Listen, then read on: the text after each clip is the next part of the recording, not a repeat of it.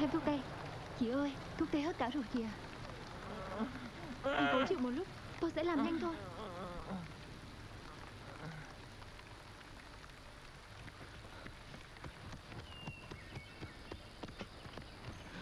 Báo cáo có điện khẩn.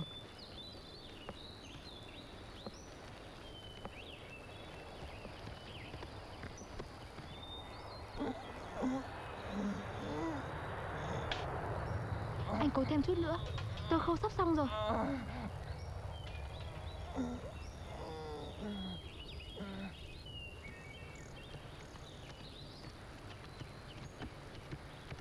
Thùy, có thông báo của trên.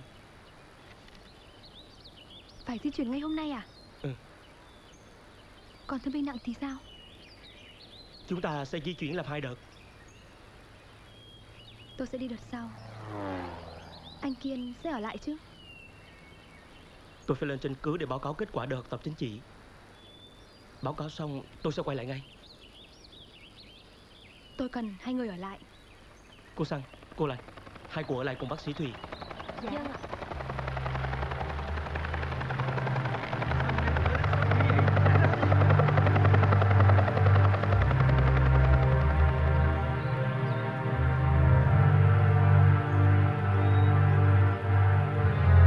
Anh đi trước đi.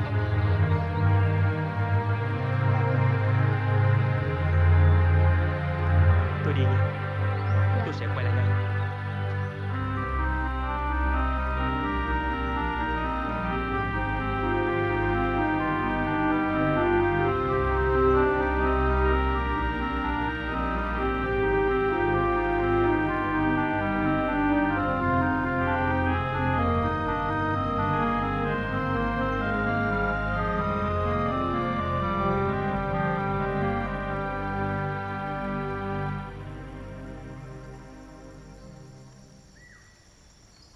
Chị Thùy,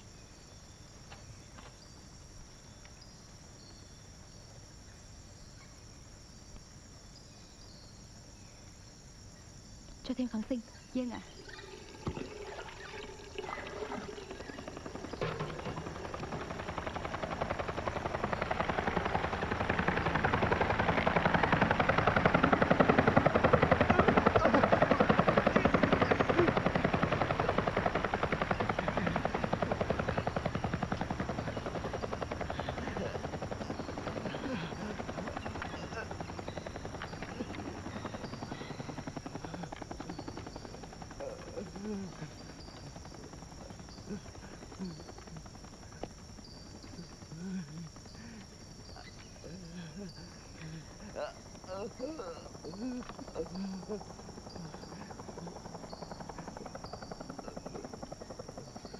Các chị cứ đi đi. Bọn chúng sắp đến rồi đấy. Không, chị sẽ không bỏ em đâu.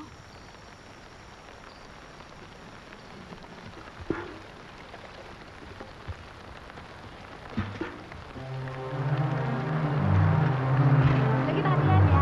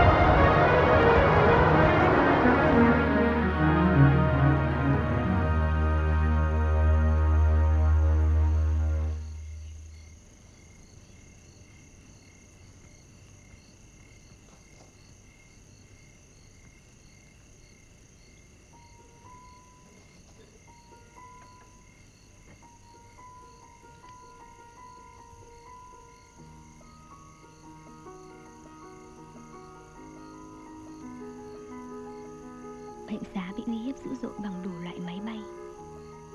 Nghe tiếng máy bay trên đầu, thần kinh mình thấy căng thẳng hết cỡ. Không cách nào khác hơn là mình phải ở lại cùng anh em thương binh. Buồn cười thay, đồng chí chính trị viên trạm xá từ chối không dám ở lại cùng mình.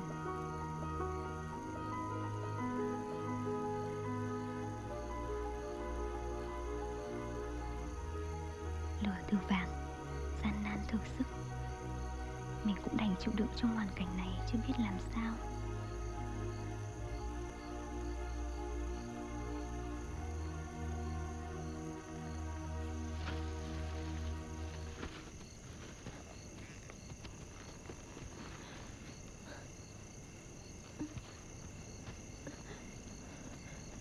Có chuyện gì vậy? Chị nghe có tiếng chân người.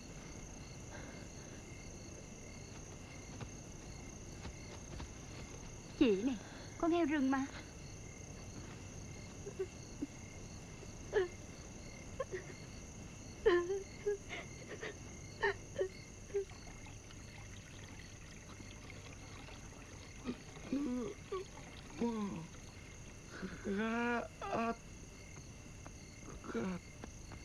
Nước.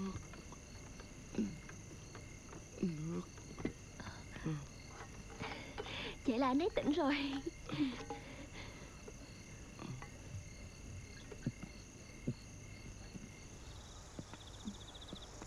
Dát lên anh.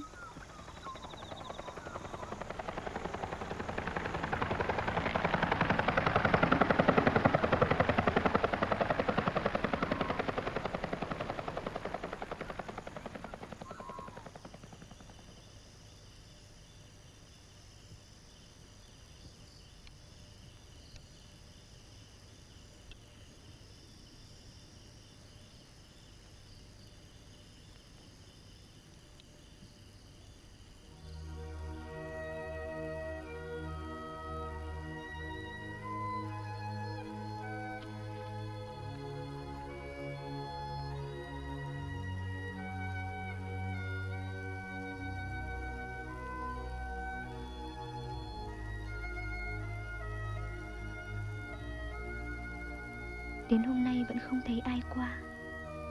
Mọi người ra đi hẹn sẽ trở về để đón bọn mình ra khỏi khu vực nguy hiểm mà mọi người nghi là đã bị chỉ điểm. Từ lúc ấy, những người ở lại đến từng giây, từng phút. Sáng mong cho đến trưa, trưa mong cho đến chiều. Một ngày, 2 ngày, rồi 9 ngày trôi đi vẫn không thấy ai trở lại.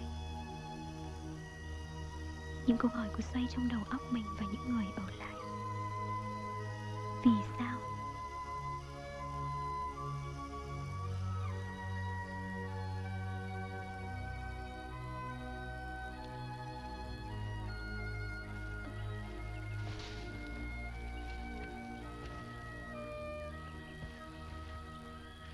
Chị Thùy,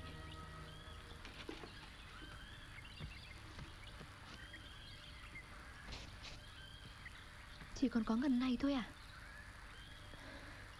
Xăng. Dạ. Vào đây chị bảo. Dạ. Chị quyết định cử hai em đi tìm tiếp viện. Đi cả hai à? Không, chúng em không thể để chị ở đây một mình được. Các em hãy nghe chị. Cố tìm cách liên lạc với du kích hay bà con dân làng.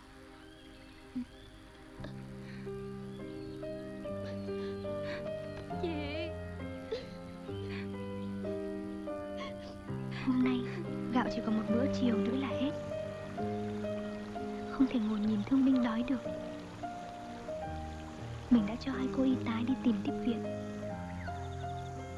Đi một người thì không đảm bảo, đường đi trăm ngàn nguy hiểm. Nếu đi hai bỏ lại một người, có tình huống xảy ra thì sao?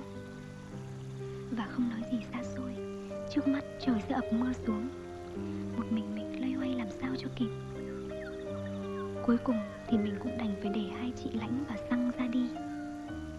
Mình đứng nhìn hai chị quần rắn tròn trên vế lội qua dòng suối nước chảy rầm rầm. Tự nhiên nước mắt mình rưng rưng. Bất giác mình khẽ đọc câu thơ: bây giờ trời biển mênh mông, bác ơi có thấu tấm lòng trẻ thơ.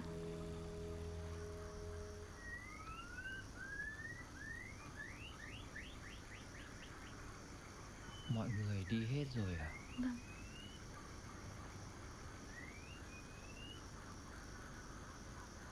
Cô ngồi xuống đây với tôi một lát.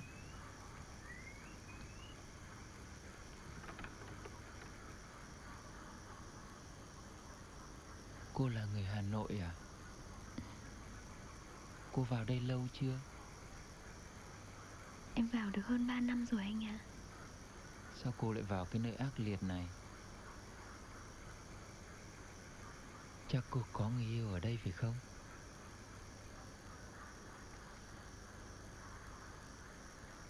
À, cô hát cho tôi nghe một bài được không? Bài gì hả anh? Bài gì cũng được.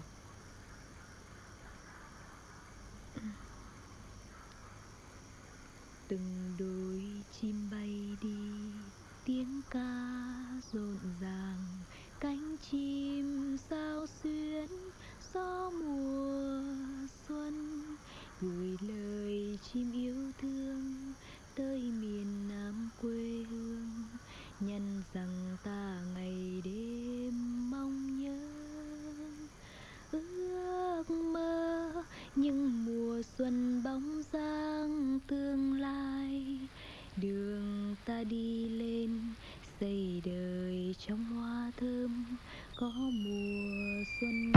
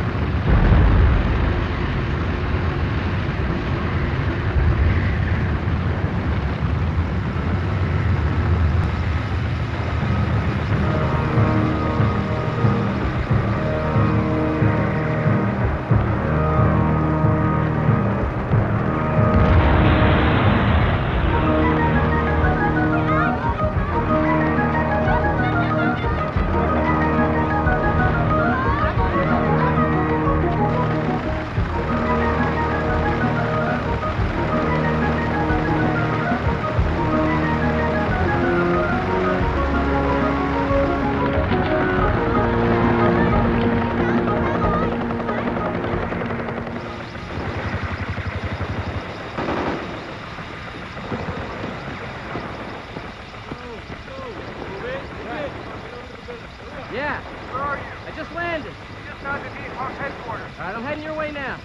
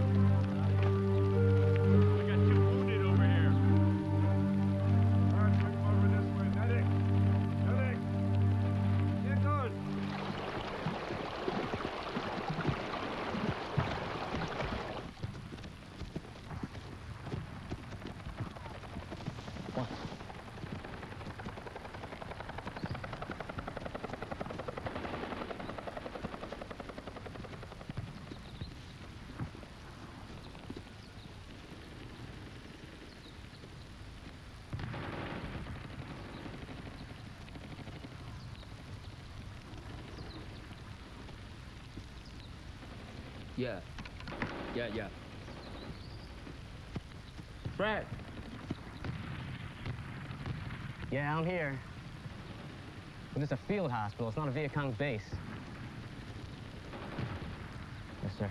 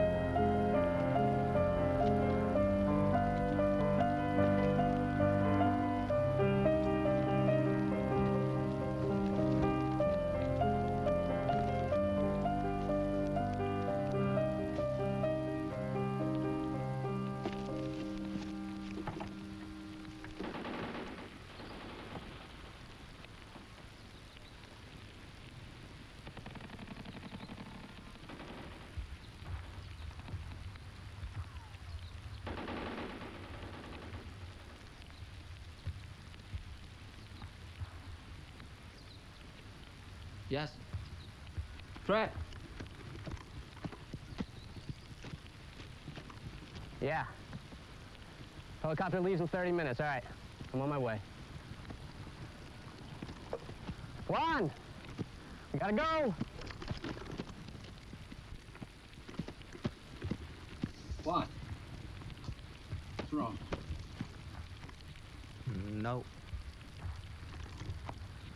Nothing. On the document? Just this.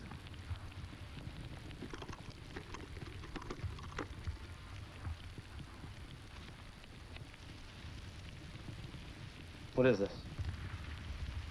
A diary.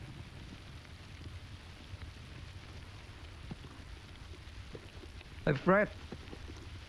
Don't burn it. It has fire inside it already.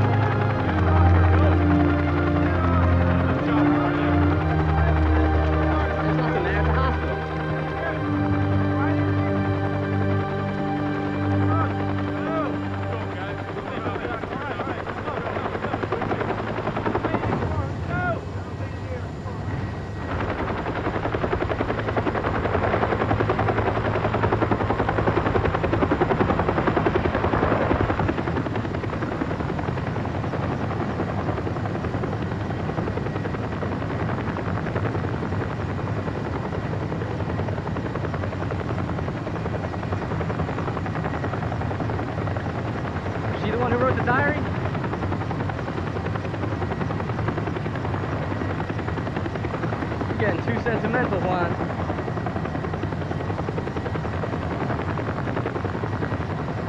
You'll have to translate what she wrote for me.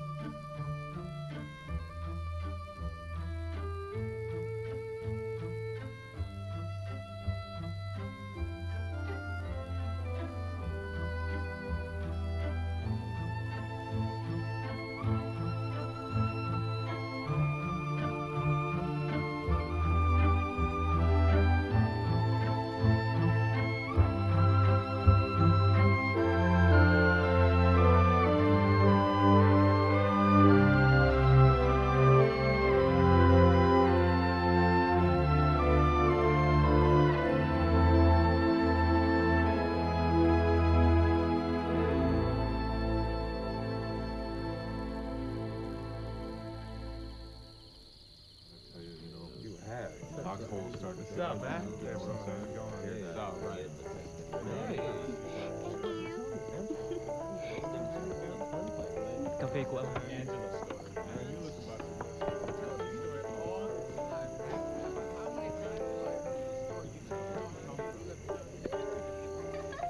You mind translating some more of that diary for me? Got me curious about this girl.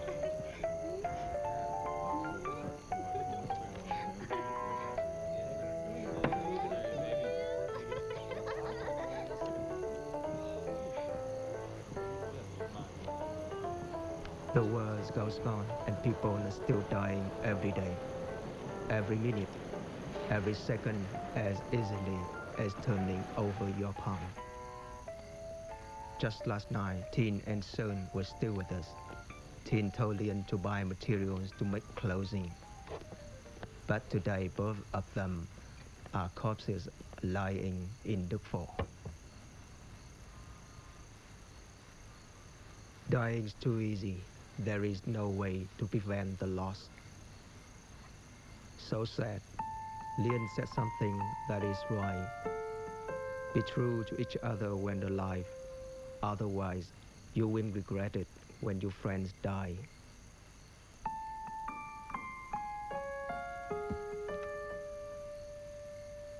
Do you believe in what she wrote? It's her diary. She wrote it for herself, not for us.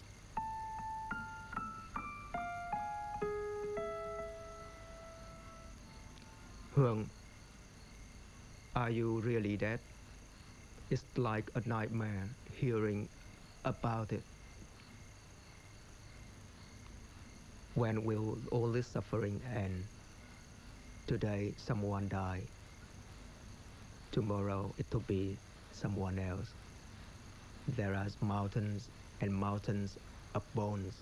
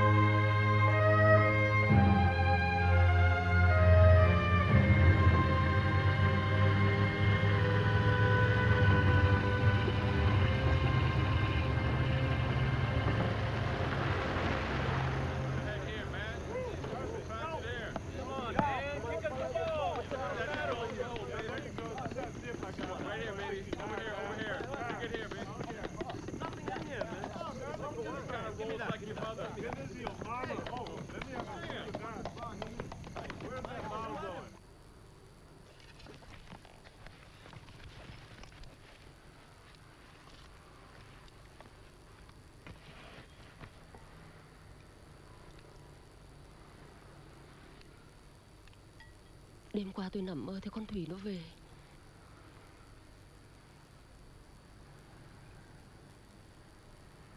Tôi cứ ân hận hôm nó đi không kịp ra tiễn. Cả mổ lâu quá, ra đến nơi thì nó đã đi rồi.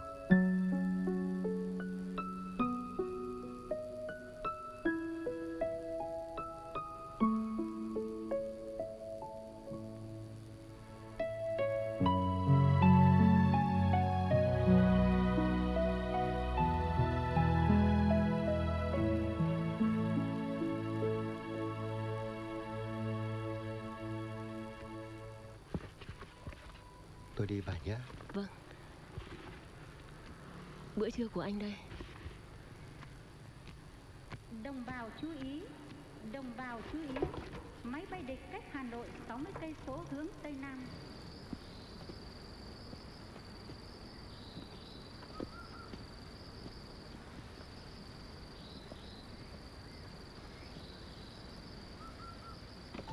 It's been raining all afternoon. The raindrops repeating on the roof and the leaves make me sad.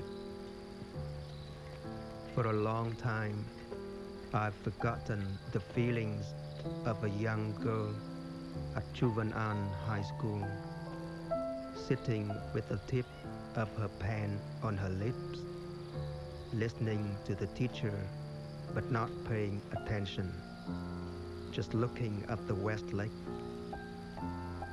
behind the drizzle. Nhớ miền Bắc vô vàn, nhớ từ những hàng cây bên đường phố, cây bàng, cây xấu lá xanh sau những cơn mưa, con đường nhựa sạch sẽ vào những buổi sáng. Nhớ một căn phòng đơn sơ nhưng đầm ấm, buổi sáng râm ran tiếng cười nói, xen lẫn tiếng đài phát thanh từ chiếc radio để giữa nhà. Nhớ mẹ, nhớ ba, nhớ Phương và tất cả những người thân yêu ngoài ấy.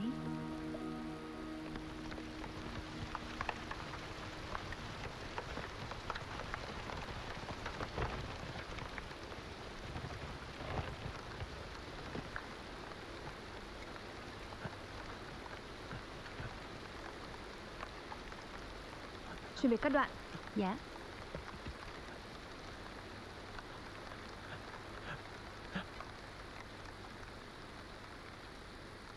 Cho tiếp nước. Dạ.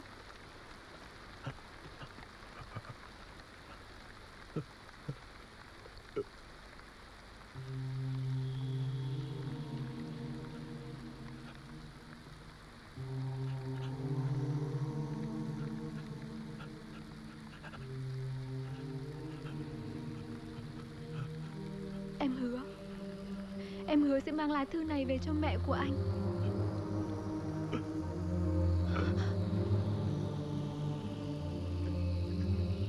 Ôi, nếu mình ngã xuống thì má mình cũng sẽ như bà mẹ ấy thôi. Cũng là một bà mẹ suốt đời hy sinh vì con, để rồi mãi mãi đau xót vì con mình đã ngã xuống nơi chiến trường khói lửa. I stayed locked up in my room. I know to you it might sound strange, but I wish it could rain. Oh yeah, yeah, yeah, yeah.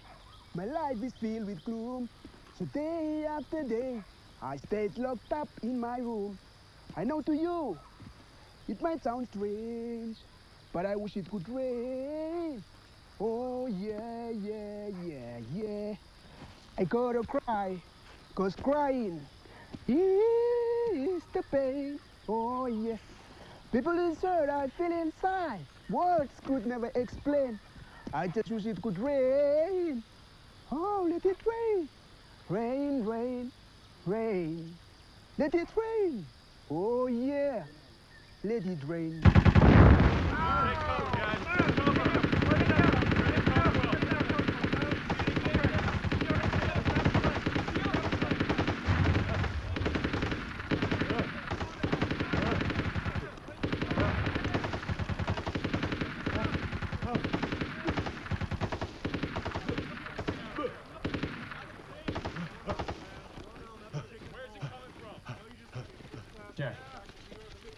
Jerry, look at me.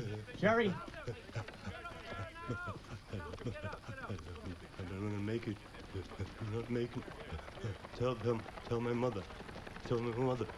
Tell I love her.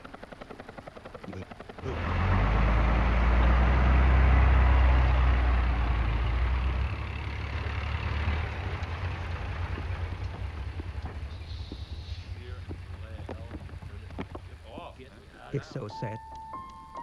This afternoon, Mother, if your daughter has to die for a victory tomorrow, don't cry too much. Just be proud I've lived a worthwhile life. Everybody has to die sooner or later.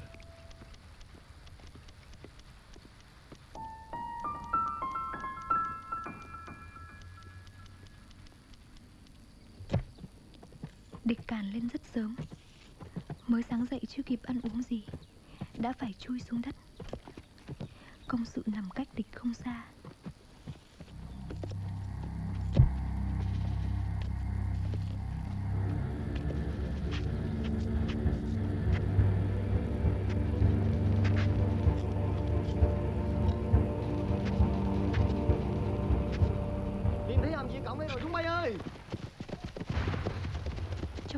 ngày hôm nay, bọn chỉ điểm đã chỉ công sự của Dầu. Những băng đạn của bọn khát máu đã giết chết Dầu và 5 du kích.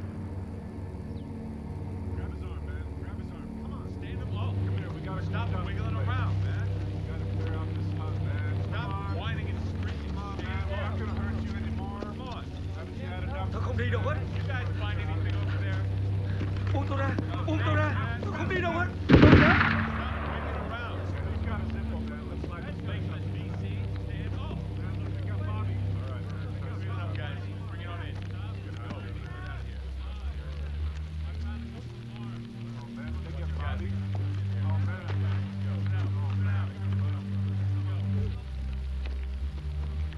Let's get this cleared out first.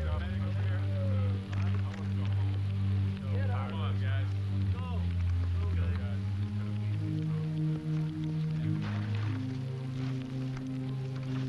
It's just like she wrote in her diary.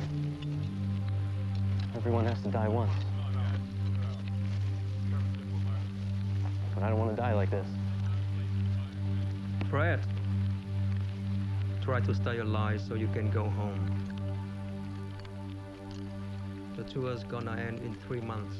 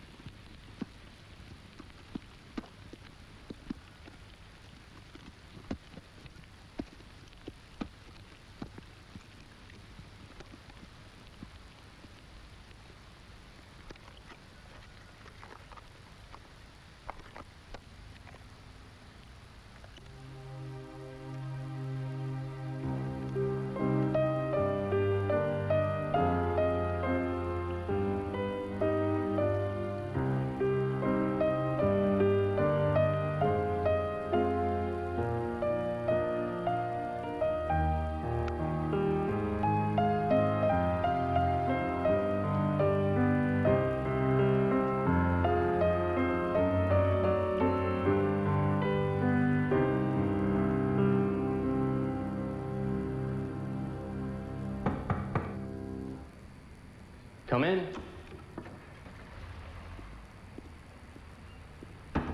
What's wrong, Juan? I'm leaving tomorrow. I've come to say goodbye. Where are they sending you? To Quảng Trị. Quang Tri.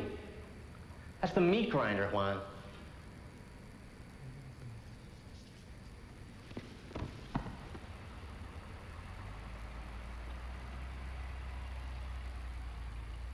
Take care of yourself, Juan. Keep it as a souvenir. What is this? A lamp.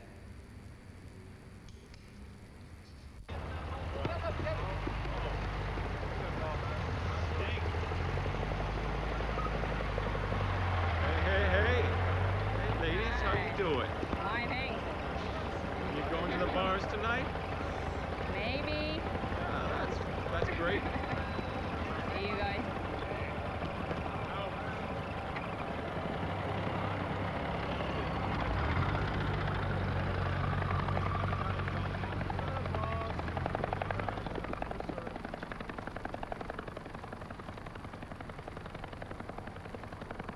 Hey, Fred.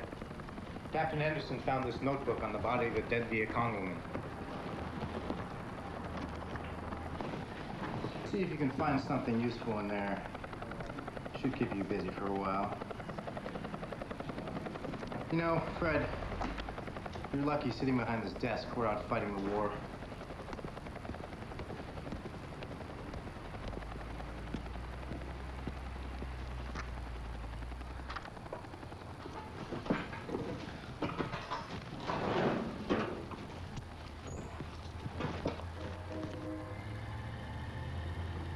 Hey, Nam.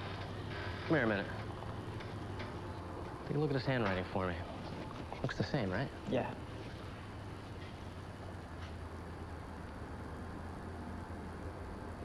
The same, sir. Thanks.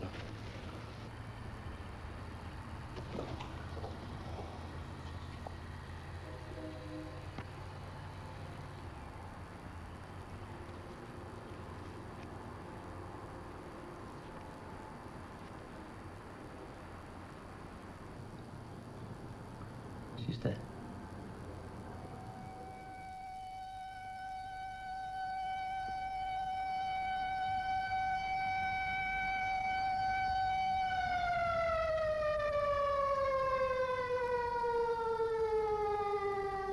Ở trong này. Vâng.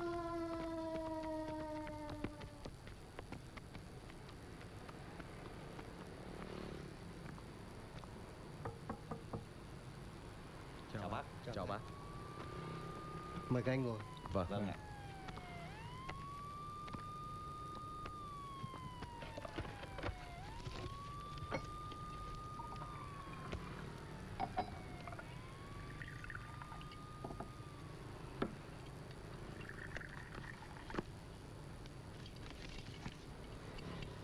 Thưa bác, hôm nay chúng tôi đến đây để xin thông báo với gia đình một tin buồn.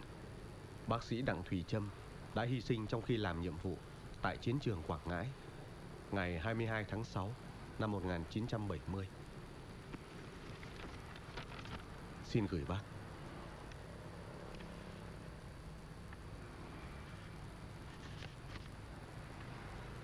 Dạ thưa bác sĩ Đặng Thùy Trâm hy sinh là một tổn thất lớn lao đối với gia đình và đồng bào Đức Phổ Quảng Ngãi. Bác sĩ là một tấm gương mẫu mực của một người thầy thuốc tận tụy, hết lòng phục vụ đồng bào nơi chiến trường khu 5 khói lửa. Thay mặt Phòng Thương binh Xã hội khu Hai Bà, chúng tôi xin thành thật chia buồn cùng gia đình. Khu phố sẽ có trách nhiệm hoàn tất mọi thủ tục chế độ gia đình liệt sĩ cho gia đình ta.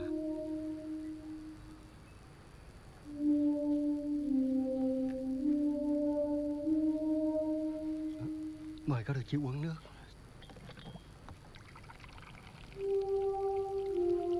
Dạ vâng. Chào bác. Xin phép bác. Chào bác.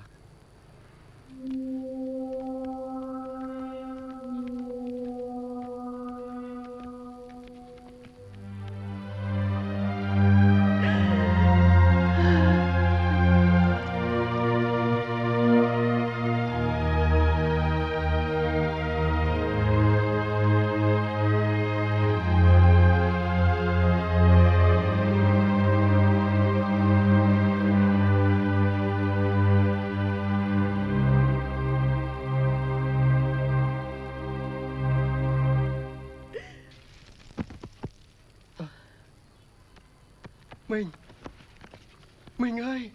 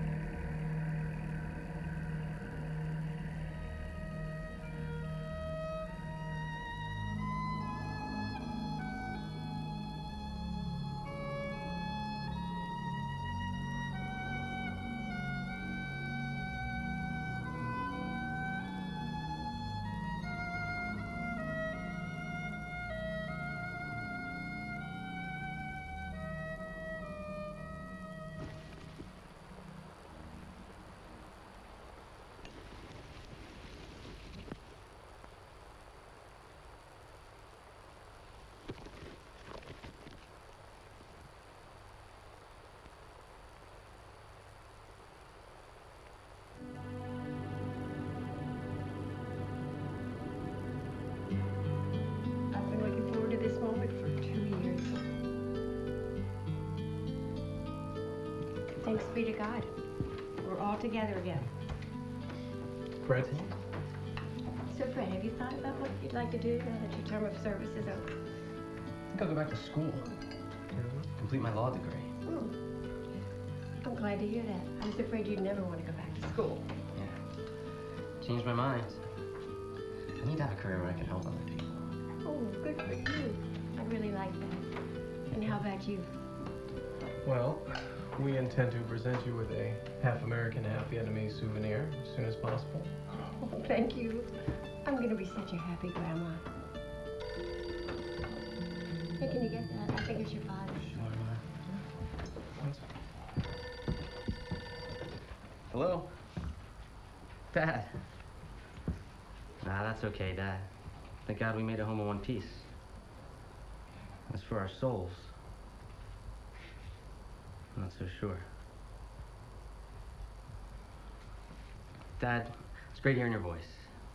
Come home soon. Here, let me hand you over to Rob.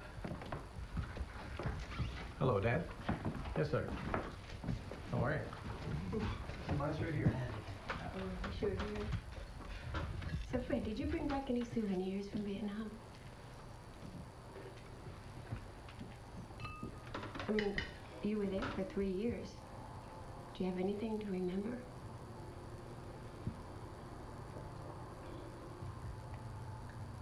Yeah, Mom. I did. What is it? A diary. Whose diary is it? A woman's diary. Was she your girlfriend? She was my enemy. Your enemy? A Viet Cong woman? But not anymore. She's dead. She was my benefactor. Benefactor? Yeah. Because she taught me to understand love for other human beings. And tolerance.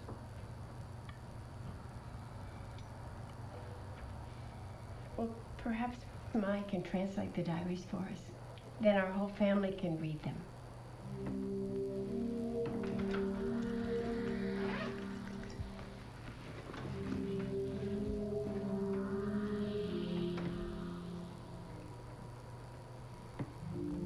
Guard these with your life. Make sure that they don't get damaged. You're my witness that I gave diaries to Rob. I don't want to get involved with them. Mai! They killed my older brother and arrested the other one. We don't even know if he is dead or alive. Mai, Kung Lai! Don't force me to recall those sad memories.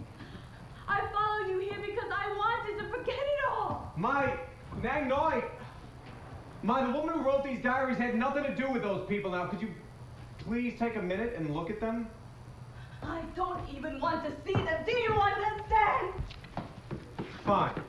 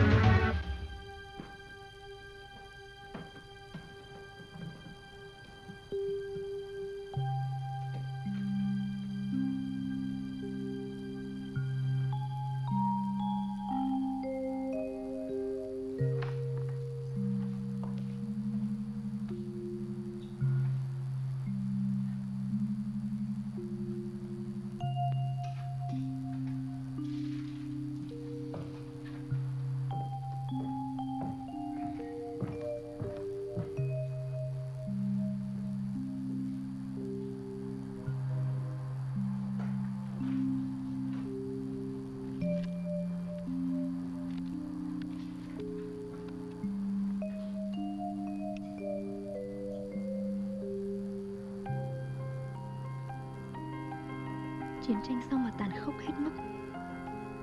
Sáng nay người ta đem đến cho mình một thương binh toàn thân bị lân tinh đốt cháy.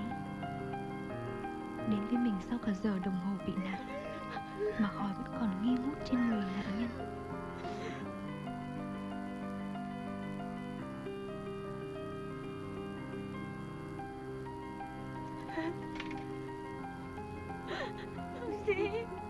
Bác sĩ cứu lại anh ấy.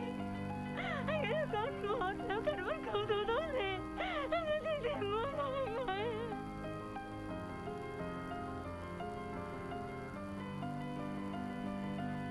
Suýt chết một lần nữa. Sáng nay, chiếc HU-1A vào một chiếc tàu dọ.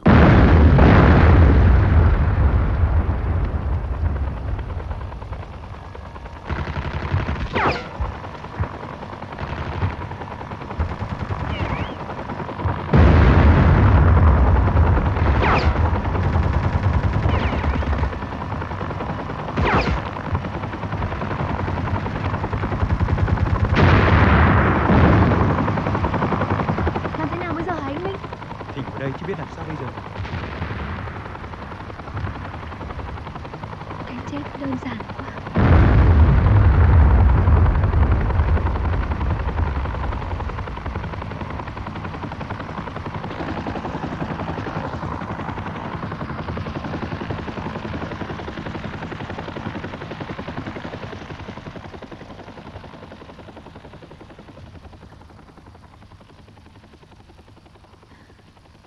Vậy là bọn quỷ dữ đi rồi.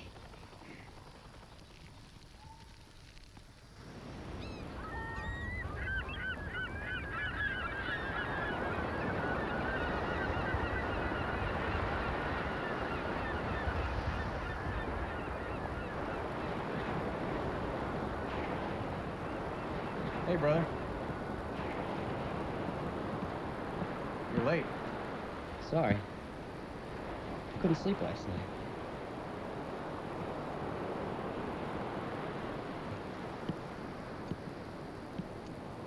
I read the part she translated.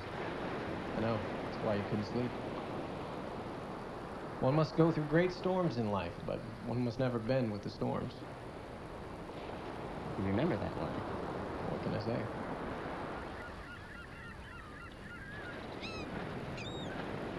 She seemed to be having a love affair with a fellow named M. Yeah, but it looked like they had split. Because there was something that offended her.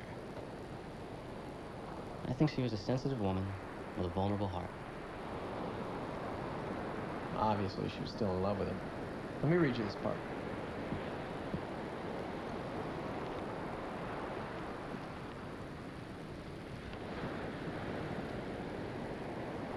My dear M, what can I say to you now?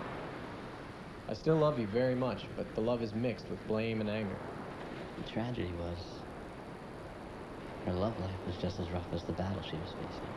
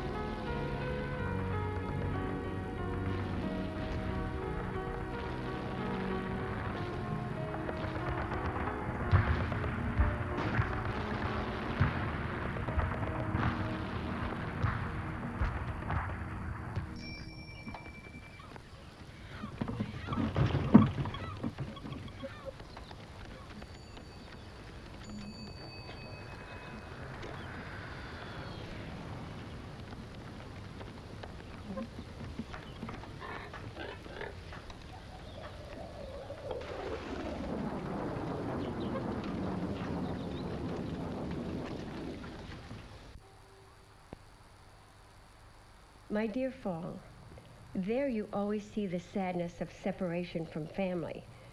But here I see a scene thousands of times sadder than that. Regardless, I still hope that you and I never lose our happiness and the hope in our hearts. We will go listen to music, come home late at night, and write in our diaries. Our dreams continue even as bullets and bombs surround us. When hearing Cap speak of the day Kim was killed, I felt even sorrier for him. Kim is dead already. His head is broken, a leg is gone, and he lies in the sand of his homeland.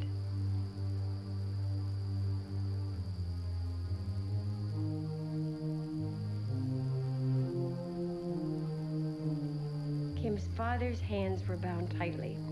His wounded shoulder bled. When he saw Kim's body, tears flowed, and his great love for his son could be seen in his eyes. Kim is dead already. His mother stood in front of his corpse, but was in shock. She hasn't yet returned to normal. When she recovers, she will cry for her son. Dear Kim, in another world, can you feel the sadness of those still living?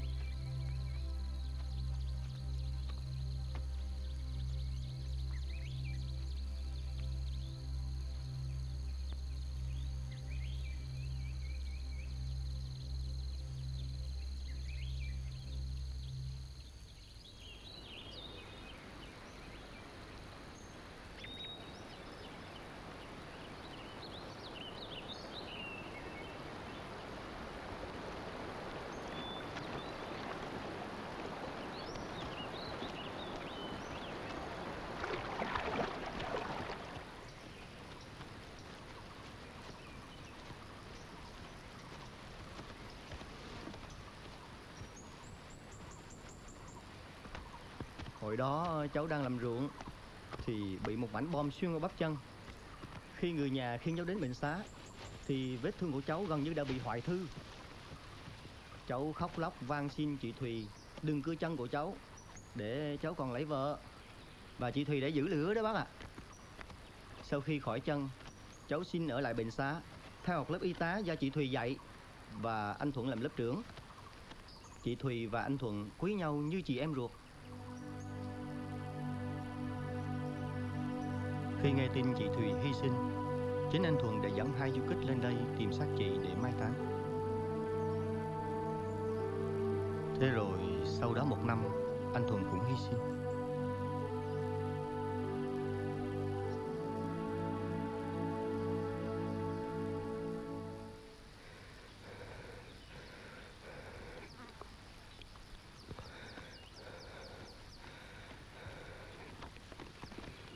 Bác có mệt lắm không? Bác đi được chứ? Sắp đến rồi bác ạ.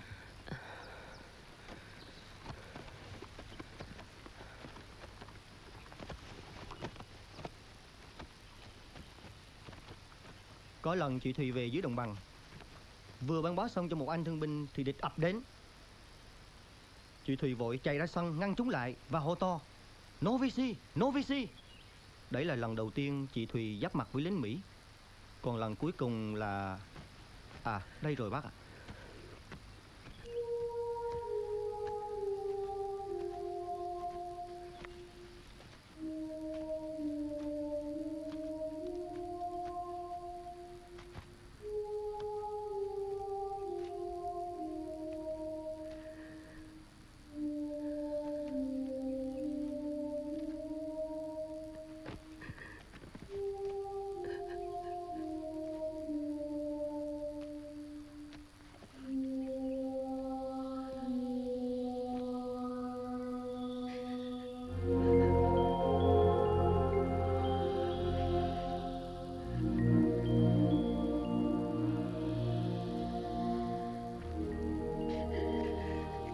Thưa bác, cháu là một trong 2 du kích cùng với anh Thuận đến đây để chôn cất chị Thùy.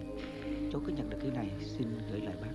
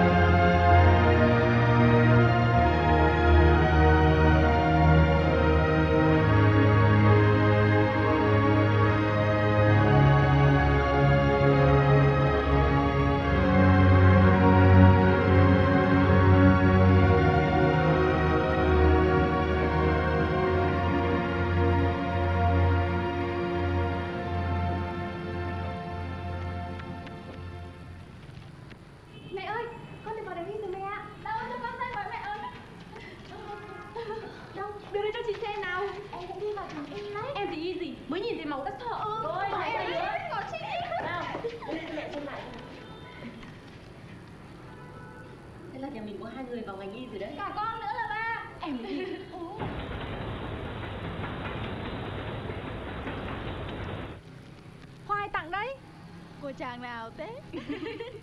Bí mật. Thôi, vào cắm hoa giúp chị. Vâng. Mẹ ạ. Hôm nay sinh nhật Thùy, cả nhà mình cùng ăn tươi. Vâng ạ. Bố ạ. Hoa đẹp quá chị nhỉ? Chị Thùy, sinh nhật chị có bún chả đấy. Nào, nhảy với chị nhé. Vâng. Đặt tay lên xem nào. Nào đấy nhá. Nào. 1, 2, 3, 4, 5, 6. Lại đây chị. 1, 2, 3.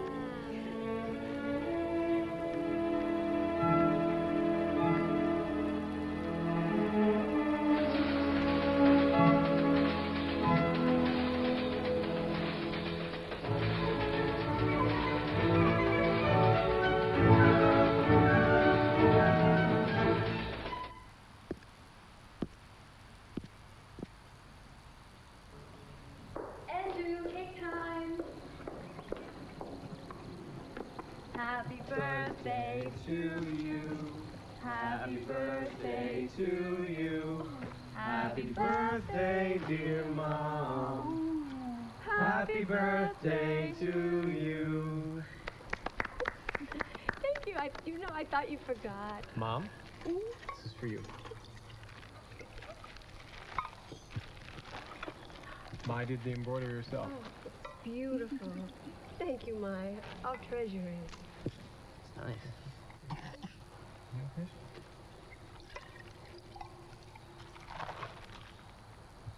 You know, I have something to show you. I'll be...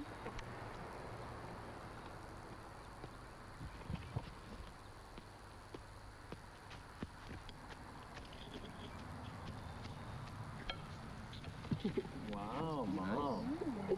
It's a fall forest.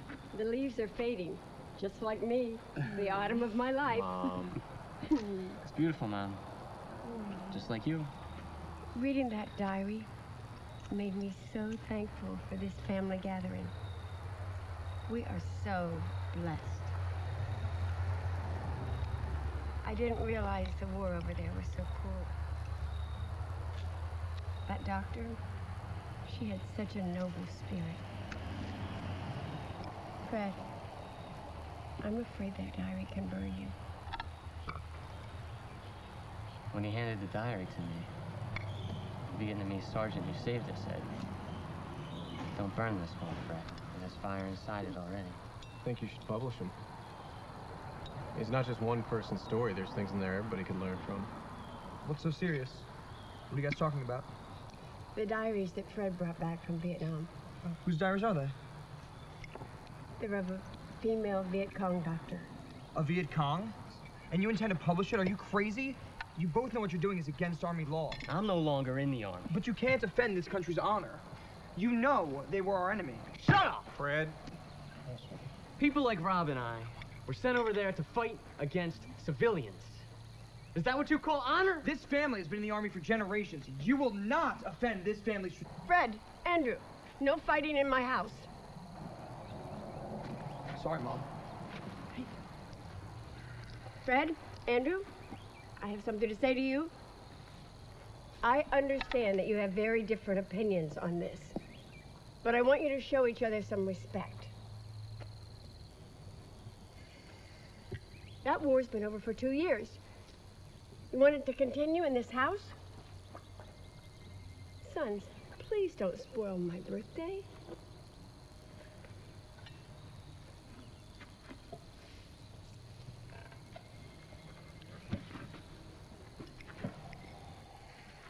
Andrew, I think you should have a look at it. It's different than what you think. Do you really think so? Fred, I have something to say to you. You need to get those diaries back to the doctor's family. It would just be invaluable to them. And as a mother, I can imagine how much it would mean to her mother to know her late daughter's thoughts and life.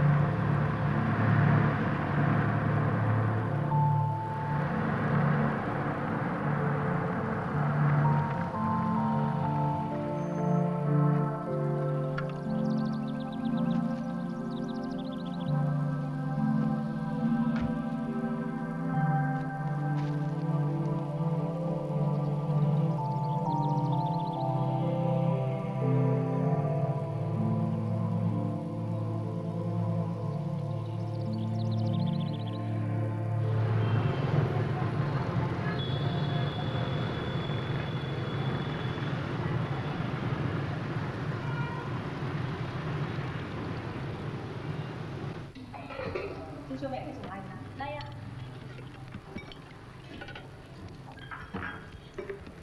Mẹ ơi, con nước ra bát nhé. Chan một bát đi. Đức Phổ bây giờ là một trong những huyện ác liệt nhất chiến trường khu 5.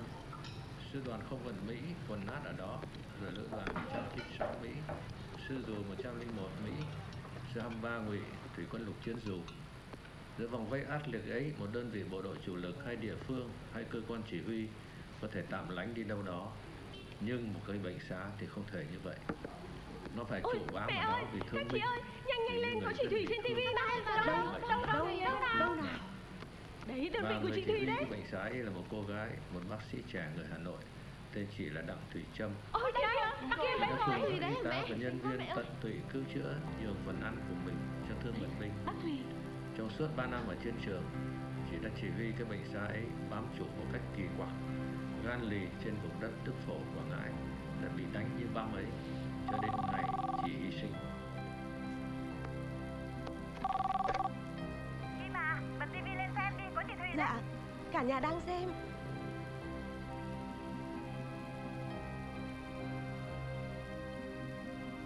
Chị thiêng quá, về đúng ngày giỗ. Kính chào quý vị và các đồng chí. Trong một nhắn tin đồng đội hôm nay, chúng tôi xin nhắn tìm phần mộ của các liệt sĩ sau đây. Uncle Fred. Julia, how are are you? you? Oh, good. How are you? Okay, come on in. Thank you. Oh, Grandma. Come here, baby girl. Grandma. Come here, baby girl. Oh, I miss so you. glad to see you. I just came to say goodbye. I leave for Iraq tomorrow. Tomorrow? For how long? It won't be that long. Whose photos are these? Julia, come here, girl. Listen, you know, there may be a time over there when you're going to have to defend yourself. I know that. But remember this, once a bullet is fired, there's no way to get it back. Yes, I'll remember. Better not to fire it, right, Uncle? Girl.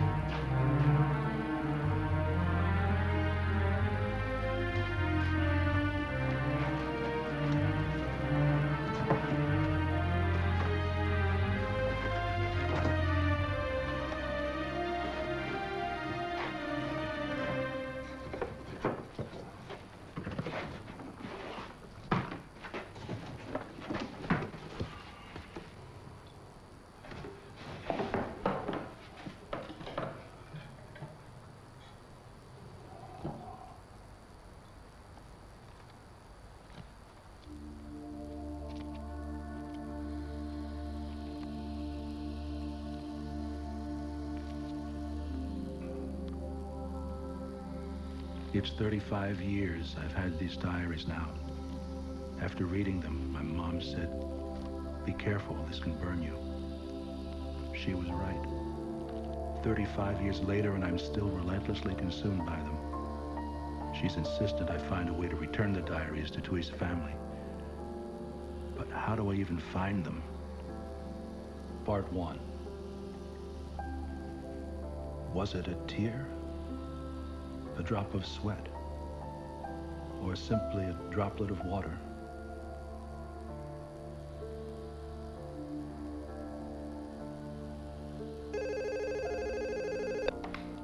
Hello?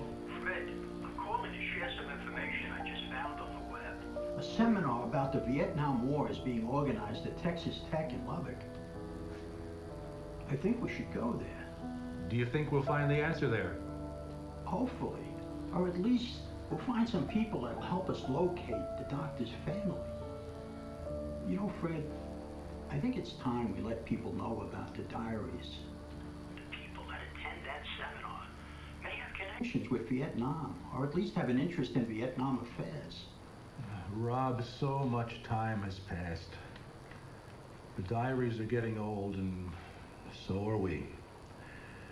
My main concern is that they'll be damaged. Oh, I've also read that Texas Tech's library has an excellent archival department with modern facilities. We should consider handing the diaries over to them for preservation. Okay, Rob, I agree with you. Let's bring the diaries to Texas Tech.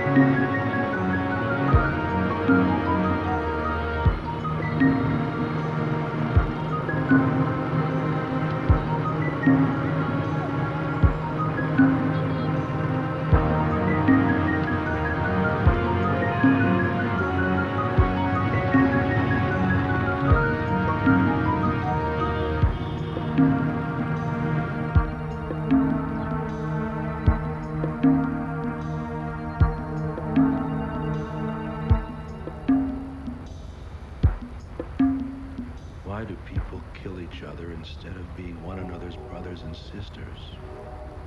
Twee's diary shows us how much alike we all are. We all have dreams, families, fears.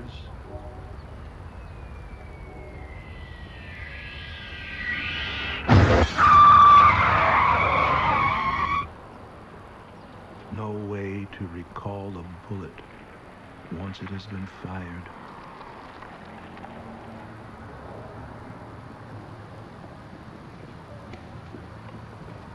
Hi. Morning.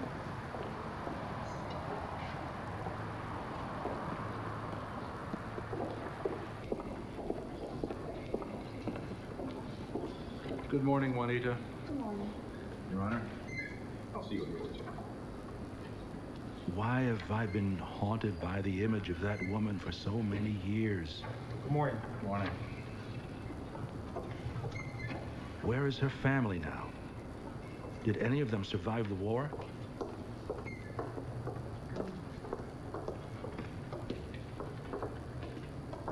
No, I'm sorry, he's not in right now. Good morning, Anne. Hold on, one moment, please. Sir, there's a call from Vietnam for you. Oh, great, thank you. Hello, Ted. Hi, Fred. Hi. In Dong An Hospital, they looked through the old file and found that 1970, Dang Chui Cham's father, Dr. Dang Van Quy, was transferred to another hospital as a surgeon, but no one seems to know where. Well, it's clear from the diaries that her family lived in Hanoi.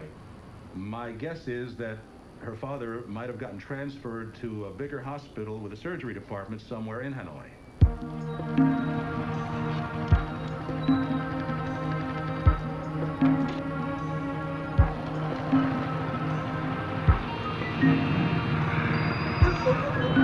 Đứng nào?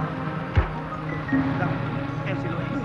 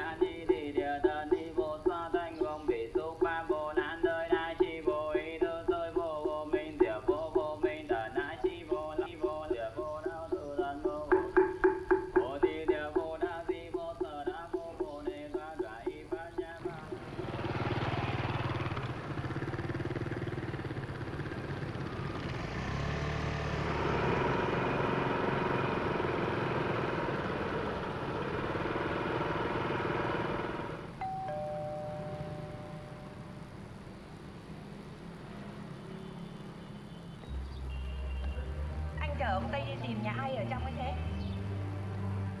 Tìm xuống nhà 23 trong ngõ ấy. Hôm nay mùng 1, bà ấy lên chùa từ sáng rồi.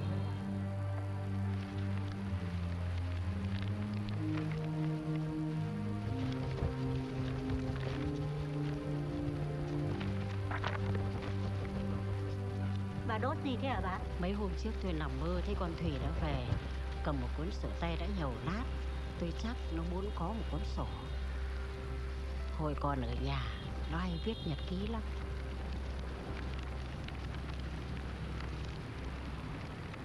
Can you speak English? Yes.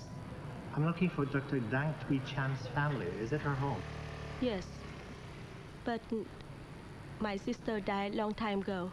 Oh, let me introduce myself. My name is Ted Engelman. I'm American. I'm a photographer. And I came here to talk with your family about Dr. Dang Thuy Cham. May I come in? Yes.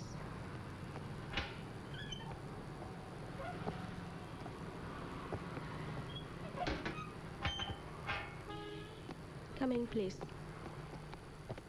About a month ago, at a seminar on the Vietnam War in Lubbock, Texas, I met 2 American veterans.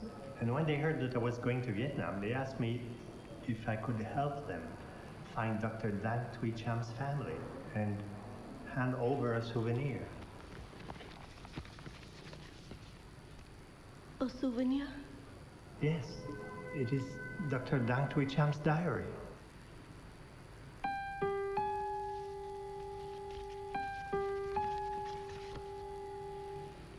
My sister's diary? Yes, your sister's diary. The pity is it's in a CD format because Fred, the man who had the diary for over 30 years, thought he'd never be able to find your family again. So he put it under the custody of Texas Tech University. But how did my sister's diary get to America? It's a long story. For this diary to be returned to your family after over 35 years, it's almost a fairy tale. You said it's a fairy tale? Yes, fairy tale.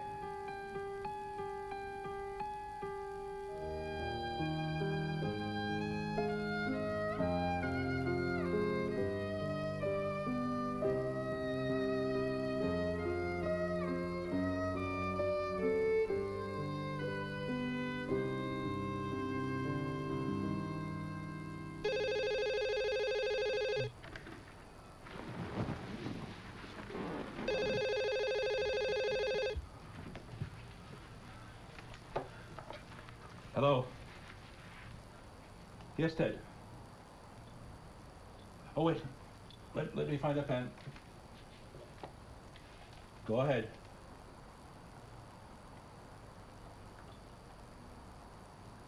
Yes.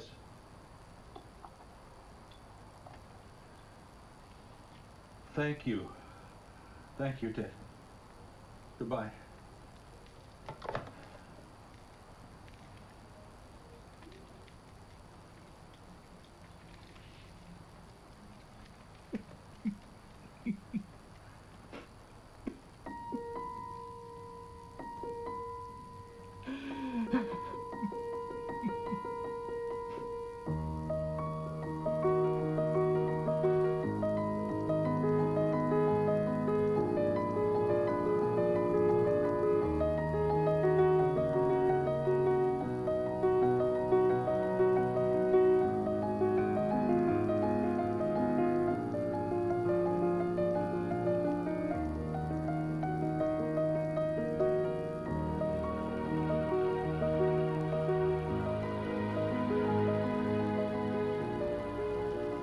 Kỷ niệm ngày sinh nhật hôm nay, trong tiếng súng địch càn nổ rền vang bốn phía. Cũng đã quen rồi, những cảnh vai mang ba lô đưa những người thương binh đi chạy trốn. Có gì đâu, 2 năm rồi, quen với lửa đạn chiến tranh.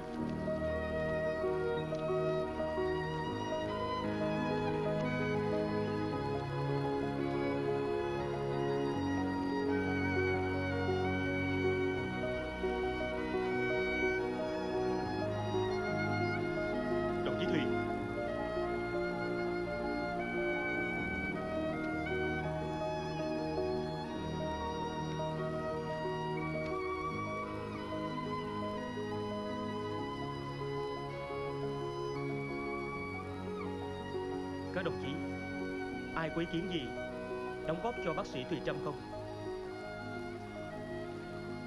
Nếu không ai có ý kiến, tôi xin kết luận. Ưu điểm: tinh thần kiên định, không sợ ác liệt, không ngại hy sinh, hoàn thành nhiệm vụ, hòa nhã được quần chúng yêu mến. Khuyết điểm: có lúc còn chưa tranh thủ hết sự lãnh đạo của tập thể, tác phong còn tiểu tư sản. Mình lúc nào cũng bị phê bình là tiểu tư sản. Có điều lạ là mình vẫn muốn như vậy hơn là chỉ giản đơn dành mạch chất phác cho những người nông dân.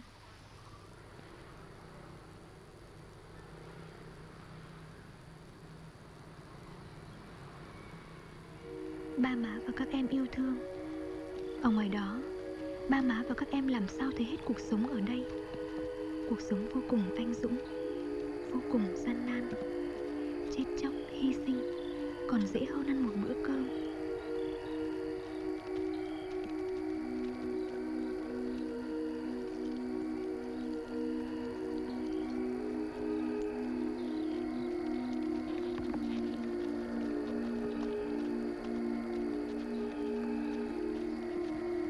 Thùy ơi, có ai biết cảnh này không? Nếu hòa bình lặp lại, chắc phải chiếu cố đến những người đã qua cảnh này. Em thì chả cần chiếu cố đâu. Ước mong của em chỉ là hòa bình lặp lại. Em được về với mẹ của em. Chỉ thế thôi.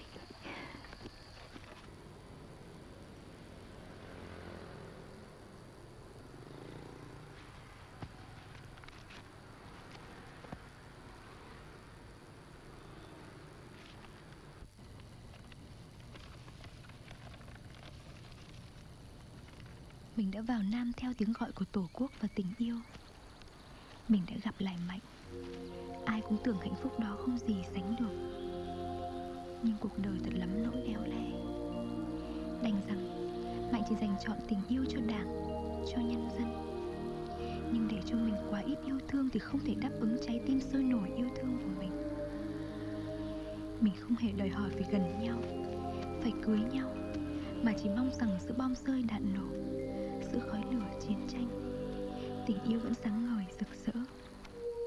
Mạnh đã không làm được như vậy, và mình đã bắt con tim mình phải quên đi những gì đã nuôi sống nó trong hơn 10 năm nay. Mưa vẫn cứ rơi hoài. Mưa lạnh làm cho người ta thèm khát vô cùng một cảnh sum họp gia đình.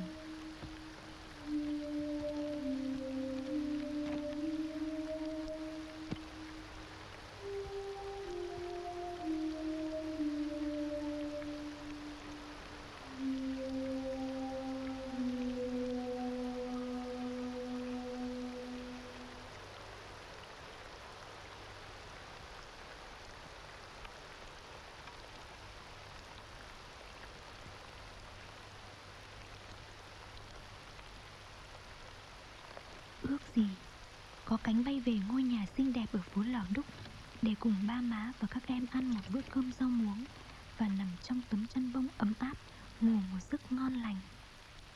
Đêm qua mơ thấy hòa bình, mình trở về gặp lại mọi người.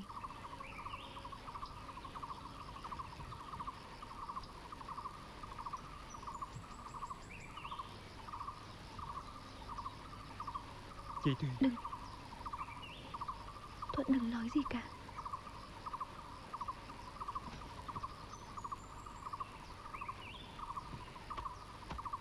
Chia tay em. Mỗi lần chia tay thấy tình thương sâu nặng. Ôm em trong tay mình, hôn lên đôi mắt em mà cảm thấy rằng không gì có thể làm chị em mình quên được những giờ phút sum họp. Em hỏi chị nhiều lần tại sao chị thương em. Vì sao ư? Vì cuộc đời đau khổ của em, vì lòng dũng cảm trước gian nguy ác liệt của em, vì trái tim em đang khao khát một tình thương mà cuộc sống em lại cô đơn giá lạnh.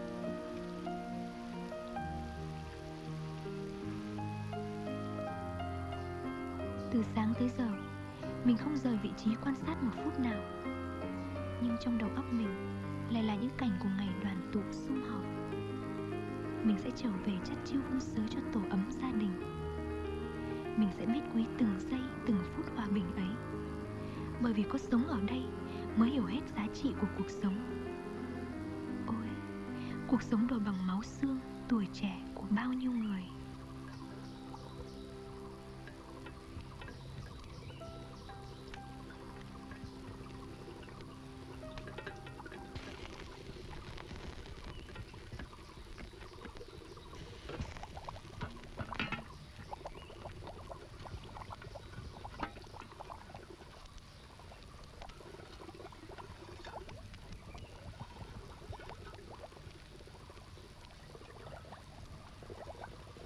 Không, mình không còn thơ dại nữa. Mình đã lớn, đã dạn dày trong gian khổ. Nhưng lúc này đây, mình cảm thấy thèm khát vô cùng bàn tay chăm sóc của một người thân. Hay cùng lắm là của một người quen cũng được. Hãy đến với mình, hãy nắm chặt bàn tay mình trong lúc mình cô đơn. Truyền cho mình tình thương và sức mạnh để vượt qua những chặng đường gian khổ trước mắt.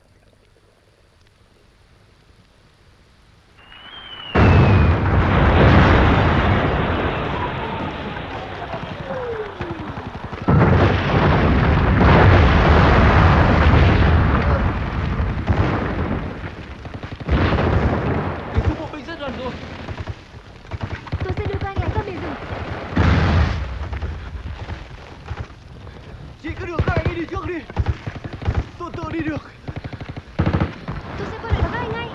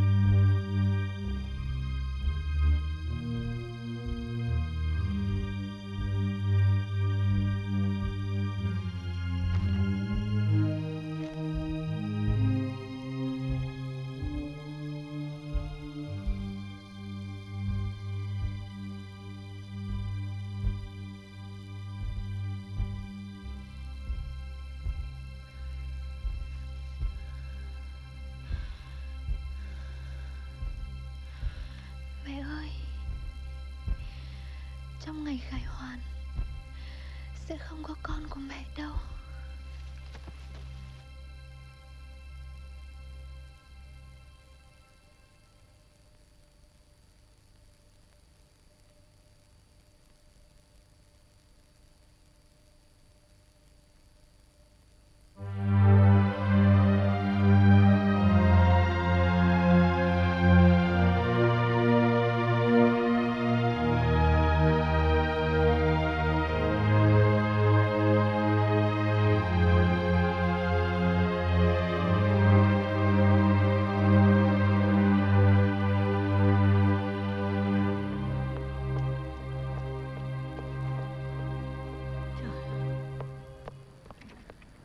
Mẹ đọc suốt đêm qua à?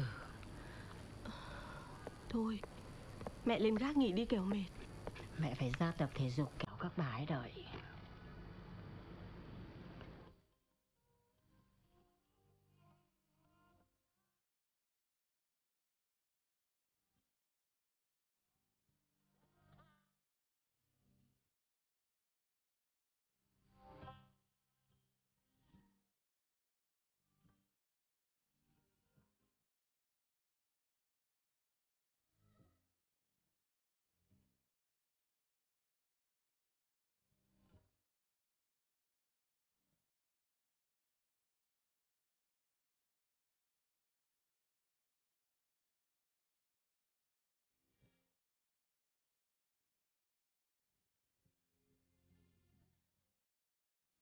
Thưa bà Doãn Ngọc Trâm, tôi mong rằng thư này không đem đến cho bà nỗi buồn, mà chỉ là niềm tự hào của một người mẹ đã sinh ra một người con gái rất đặc biệt.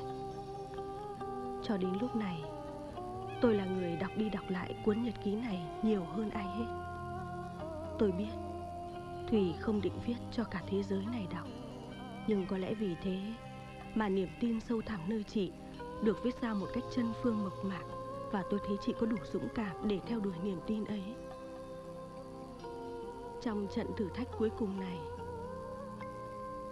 những lời bày tỏ về tình yêu của chị cũng như những lời gọi tha thiết hướng về gia đình khiến bất cứ ai từng đọc qua đều phải xúc động. Thưa bà, đúng như lời anh bạn trung sĩ trong quân đội Sài Gòn đã nói khi trao cho tôi cuốn nhật ký: đừng đốt, trong này đã có lửa.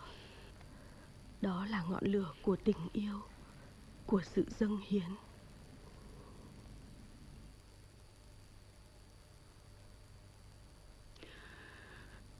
Con thay mặt mẹ biên thư cảm ơn người lính Mỹ ấy.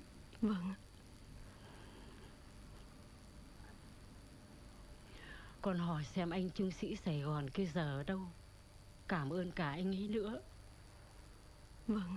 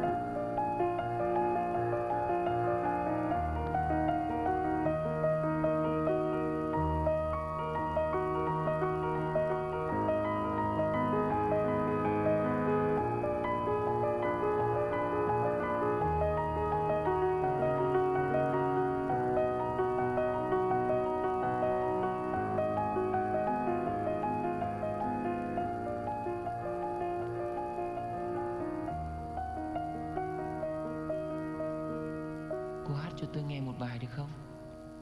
Bài gì hả anh? Bài gì cũng được. Từng đôi chim bay đi, tiếng ca rộn ràng, cánh chim giao xuyến gió mùa xuân, gửi lời chim yêu thương tới miền Nam quê hương, nhắn rằng ta ngày đêm mong nhớ. Ước mơ những mùa xuân bóng dáng tương lai, đường ta đi lên xây đời trong hoa thơm, có mùa xuân nào đẹp bằng. Về tương lai ngày quê hương, màu xanh áo mai chứa chan niềm tin, đường ta đi xanh thắm mộng đời.